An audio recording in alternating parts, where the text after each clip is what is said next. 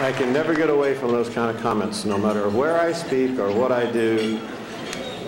And you know, I was thinking I should have probably volunteered to sing the national anthem instead of doing this keynote tonight, but I'm stuck with it. So I'm going to try to take you a little bit different place tonight.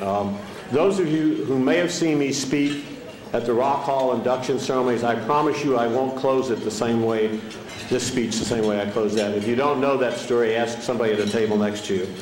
You'd run me out of here if I did. Thanks again to the folks for having me here. It's a real honor. I've been here 14 years, but it's the kind of city where you get to have the opportunity to speak to a crowd like this and pay homage to all the folks that came before you when you're a newcomer. And I just spoke, as I said, at the Hall of Fame last week, our inductions, and we have that every 3 years. Did anybody get to go to any of the events this year? Anybody go to any of the Rock Hall events?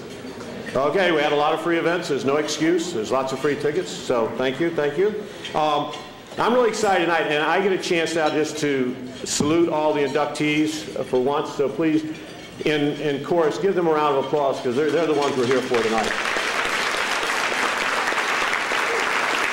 And again, if you know my Rock and Roll Hall of Fame inductees, the great thing for me is that all of these folks showed up.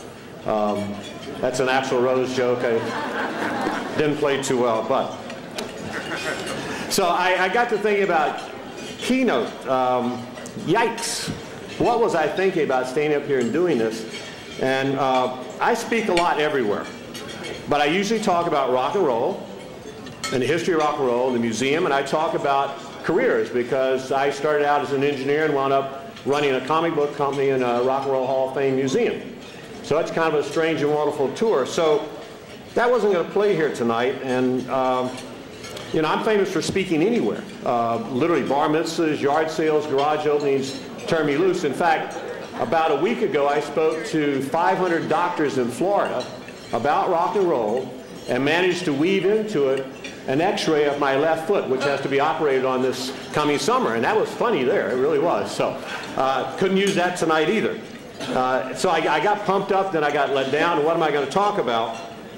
And then I realized, I'm in the Hall of Fame business. That's what I do. There must be something. So I got to realizing one of the differences here, and something that we have to think about, and I want to challenge all of you about this, is that over the last decade, in my world, the music industry has declined, changed, morphed. There's been a paradigm shift. It's a very strange one. It's one where people ask us now, who will be the next inductees in the Rock Hall that have come on the scene recently? And we literally scratch our heads and go, I don't know, between free music, between the demise of the labels, radio being completely different, particularly different than when Mr. Maltz led the charge here in Cleveland with radio and everything. It's changed so dramatically that the shelf life and the sustainability of careers in music has completely disappeared. So it's hard to see where we're going. I don't mean to make it sound like it's bleak. There will be inductees, but it isn't as clear-cut as it once was. And then I thought about what does that mean to the Cleveland International Hall of Fame? Well, you're very lucky. It's only the third year. We've got a lot of folks yet to go through. So you don't have some of the same issues that we do in the Rock Hall.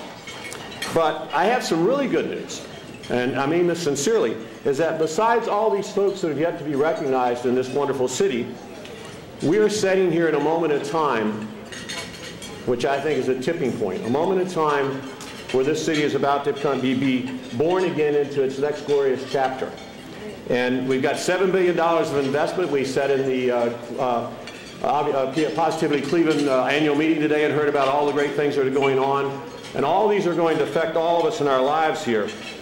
And it's likely, I think, to spawn a generation of new inductees, ones that we can't even imagine, ones that will occur in education, technology, manufacturing, tourism. And you know, we need to salute the great folks who have come before us, the ones who have really brought us here tonight. But we have to remember that I believe we're getting ready to write a new chapter in our future. And I want to do a little cheerleading before I get off up here tonight, is that I want to suggest to you that all of you can meet the criteria of this Hall of Fame, which, as I remember it, I think it's, while celebrating diversity, make a lasting and valuable contribution to our great city. I think all of us have that opportunity more so than ever with what's coming here in the near future. Again, I want to congratulate our inductees. They helped us get here. And even though most of us may not ever get inducted, I think we do have a chance to be agents of change. So I want you to leave here tonight being a believer in what's coming, being proud in our city. Congratulate these folks that have made a difference up here. And let's celebrate those who are inducted tonight and the countless ones that are going to come in the future. And I thank you for listening to me. Okay?